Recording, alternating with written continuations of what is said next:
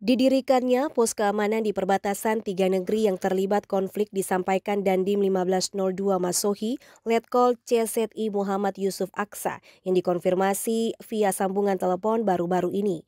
Pembangunan posko selain untuk mencegah hal-hal yang tidak diinginkan, juga merupakan perintah langsung dari Pangdam 15 Patimura, Majen TNI Putranto Gatot Sri Handoyo.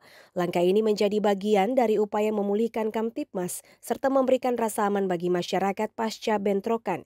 Pembentukan pos pengamanan segera dilakukan sehingga masyarakat lebih merasa aman ketika berada di rumah dan dapat melakukan kegiatan sehari-hari dengan tenang. Seluruh elemen masyarakat di Maluku, khususnya di Maluku Tengah, juga diimbau untuk bahu-membahu menjadi filter perdamaian yang menangkal berbagai provokasi dari pihak dan kelompok tertentu yang ingin merusak tatanan kehidupan orang basudara di Maluku. Dari Kecamatan Seram Utara, Maluku Tengah, Fatahila Sia melaporkan.